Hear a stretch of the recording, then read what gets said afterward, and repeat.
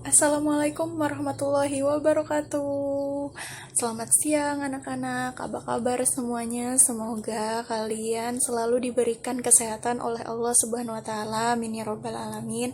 Dan kita sama-sama harus selalu saling berdoa semoga pandemi ini lekas berakhir dan agar kita dapat bertemu, bertatap muka, belajar di kelas. Nah, untuk memulai pembelajaran hari ini, alangkah baiknya kita berdoa terlebih dahulu. Berdoa Ibu pimpin, masing-masing di rumah kalian. Berdoa dimulai. Berdoa selesai. Baik, Ibu akan melanjutkan pembelajaran pada hari ini. Nah, sebelum kita melanjutkan ke pembelajaran pada hari ini, semoga kalian siap untuk menerima pembelajaran pada hari ini. Pembelajaran pada hari ini yaitu mengenai tentang laju reaksi. Apa sih laju reaksi itu? Ntar kita belajar sama-sama ya. Kira-kira apa sih laju reaksi ini? Nah, sebenarnya kalian sudah mengetahui laju reaksi ini dari kehidupan sehari-hari. Apa sih kira-kira contohnya? Salah satu contohnya itu adalah ketika kalian membakar kayu bakar. Kemudian ketika kalian membakar kembang api di malam hari raya. Kemudian selanjutnya ketika kalian melarutkan obat untuk diminum, untuk mudah untuk diminum, maka kalian melarutkannya terlebih dahulu si obat tersebut. Nah, itu adalah salah satu contoh dari laju reaksi. Nah, kira-kira apa sih konsep dari laju reaksi ini? Kita sama-sama akan belajar ya, pelan-pelan aja.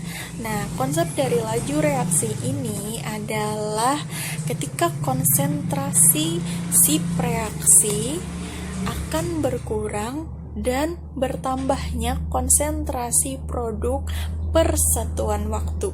Yang dimaksud dari ini apa sih kira-kira?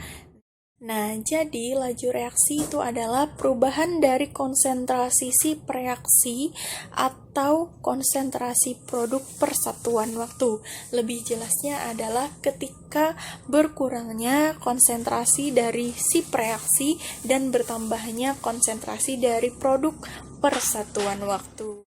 Lebih jelasnya kalian akan melihat dari grafik ini yang mana ketika dia bereaksi per satuan waktu, konsentrasi si preaksi dia akan berkurang.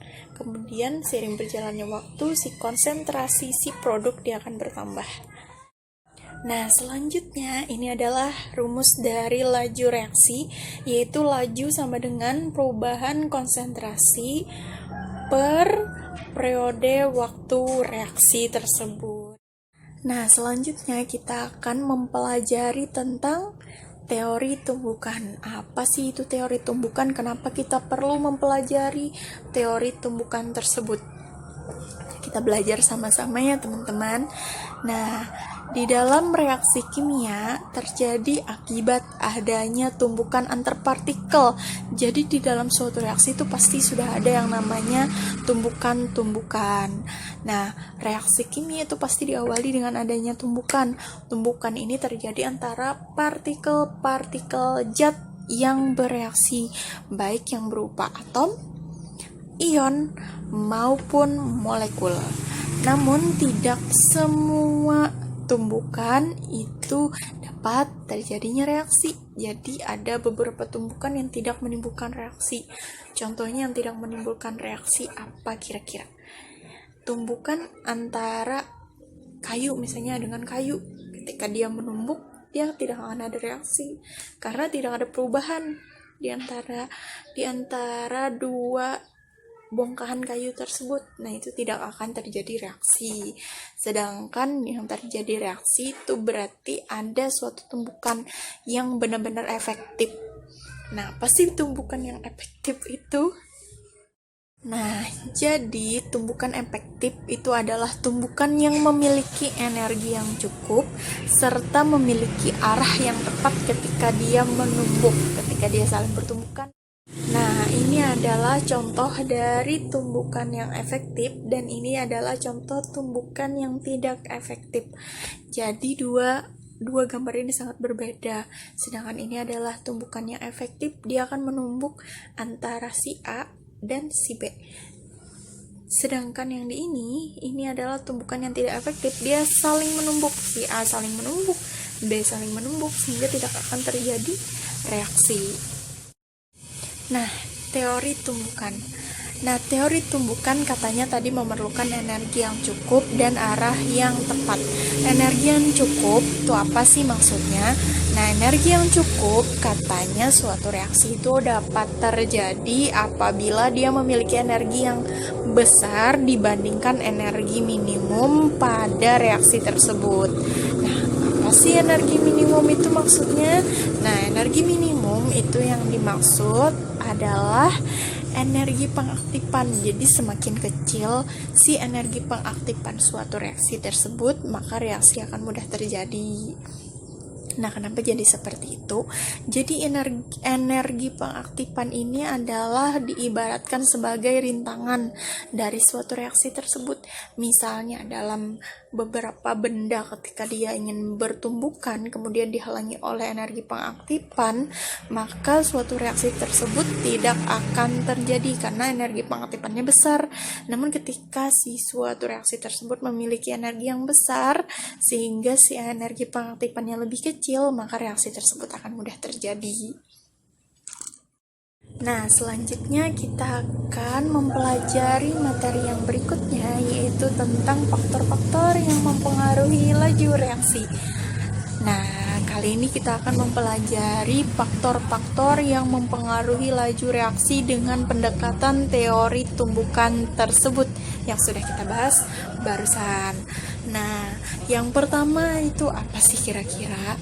Yang pertama itu adalah konsentrasi.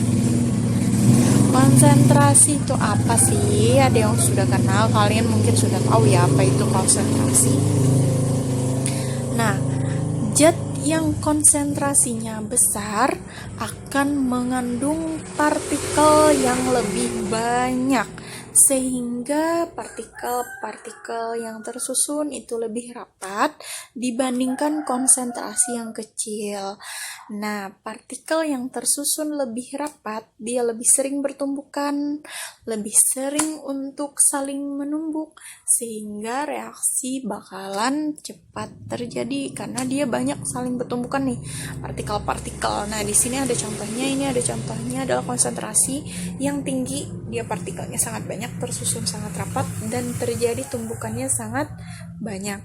Sedangkan ini konsentrasi yang rendah, dia memiliki partikel yang sedikit sehingga tumbukannya lebih jarang terjadi dan reaksinya akan berlangsung lebih lambat daripada yang ini tadi. Nah, itu yang pertama. Yang kedua adalah luas permukaan sentuh. Nah, luas permukaan sentuh yang bereaksi. Ini ada beberapa yang harus kalian mudah pahami. Antara luas permukaan bidang sentuh yang besar dan luas permukaan bidang sentuh yang kecil. Nah, jadi luas semakin cepat reaksi berlangsung karena tumbukannya semakin mudah terjadi, maka luas permukaannya tuh semakin luas. Yang maksudkan kita ada contoh, yaitu ketika kita membakar kayu bakar.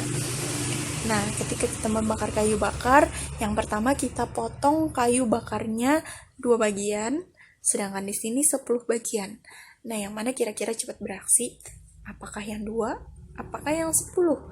Nah, tentu saja ketika kita membakar, yang 10 ini lebih cepat bereaksi dibandingkan yang 2 ini. Kenapa? Karena dia memiliki luas permukaan bidang sentuh yang besar. Dia bisa bersentuhan nih lebih jauh, lebih banyak, lebih rapat. Bukan lebih rapat partikelnya, tetapi luas bidang sentuhnya tuh lebih jauh gitu, lebih banyak. Nah, sedangkan ini dia lebih kecil karena dia cuma 2. Bidang sentuhnya cuma 2, sedangkan ini bidang sentuhnya ada 10, jadi lebih mudah atau lebih cepat bereaksi yang si 10 ini dibandingkan yang 2 ini. Yang ketiga itu adalah suhu. Jadi semakin tinggi dia memiliki suhunya, maka dia semakin mudah bereaksi. Karena yang sudah kita jelaskan di teori tumbukan tadi, bukan yang lebih banyak dan reaksi lebih sering terjadi atau cepat. Nah, yang selanjutnya adalah yang keempat. Yang keempat ini adalah katalisator. Ada yang tahu katalisator itu apa? Nah, sebelumnya katalisator itu adalah suatu zat yang akan mempercepat laju reaksi, tapi dia tidak akan mengubah reaksi tersebut. Dia hanya sejenis pembantu atau suatu zat yang dapat membantu reaksi tersebut berjalan dengan cepat. Tapi dia tidak bereaksi, dia tidak akan bereaksi di dalam suatu reaksi tersebut. Dia hanya penggiring di reaksi tersebut untuk reaksi tersebut lebih cepat. Nah, selanjutnya materi yang ingin Ibu sampaikan yaitu faktor-faktor yang mempengaruhi laju reaksi yang berhubungan erat dengan keadaan pandemi pada saat ini. Karena materi ini sangat berkaitan erat dengan kondisi kita saat ini, yaitu kondisi keadaan pandemi COVID tersebut, di mana sangat berhubungan erat dengan faktor-faktor yang mempengaruhi laju reaksi. Contohnya, ketika luas permukaan tadi, katanya ketika luas permukaannya semakin luas atau semakin luas bidang sentuh, maka reaksinya akan mudah terjadi. Sama ketika kita berada dalam keadaan yang seperti ini, ketika banyak orang berkumpul di dalam suatu tempat, maka orang sangat mudah terjangkit infeksi virus ini karena dia mudah untuk bereaksi. Nah, yang kedua itu adalah tentang konsentrasi, yang mana ketika orang sudah memiliki penyakit atau memiliki virus tersebut di dalam tubuhnya, maka dia akan memiliki konsentrasi yang tinggi, maka dia akan mudah untuk bereaksi dengan orang lain, dan untuk menjangkitkan suatu virus tersebut dia akan sangat mudah. Nah, selanjutnya itu adalah tentang suhu, yang mana ketika orang sudah terjangkit oleh virus corona, dia akan memiliki suhu yang tinggi. Makanya setiap kali kita jalan kemanapun selalu diperiksakan kondisi suhu badan, karena pada saat kita memiliki suhu badan yang tinggi, maka kita sangat rentan terhadap penyakit. Nah, yang keempat itu adalah katalis. Kenapa katalis ini dimaksud untuk mempercepat laju reaksi? Tetapi dalam pandemi ini katalisnya sangat berhubungan dengan masker, kemudian hand sanitizer, kemudian pada saat kita mencuci tangan, karena ketika kita tidak melakukan itu atau tidak mematuhi protokol kesehatan, maka reaksi tersebut akan mudah atau cepat terjadi. Maka caranya untuk menahan si katalis atau kecepatan dari reaksi tersebut, maka kita hindari dengan kita mematuhi protokol kesehatan, yaitu dengan alhamdulillah pembelajaran pada hari ini telah berakhir atau selesai sampai di sini. Semoga penyampaian materi pada hari ini mudah dipahami untuk kalian. Nah, buat kesimpulan pembelajaran pada hari ini, tadi kita sudah membahas tentang konsep laju reaksi, kemudian tentang teori tumbukan, kemudian tentang faktor-faktor yang mempengaruhi laju reaksi, kemudian tentang faktor-faktor yang mempengaruhi laju reaksi yang berhubungan erat dengan keadaan pandemi pada saat ini. Nah, aku ingin mengajak kalian untuk sama-sama berpendapat, apa sih kira-kira kenapa ada sih faktor-faktor laju reaksi tadi berhubungan dengan keadaan pandemi pada saat ini. Nah, pendapat kalian tersebut Ibu tunggu ya. Terima kasih semuanya yang sudah menyimak. Semoga kalian tetap semangat belajarnya. Semoga kalian tetap belajar dan harus kalian tetap serius belajarnya. Yang teman-teman harus pintar semuanya. Nah, terima kasih sudah menyimak. Terima kasih telah bekerja sama. Assalamualaikum warahmatullahi wabarakatuh. Dadah.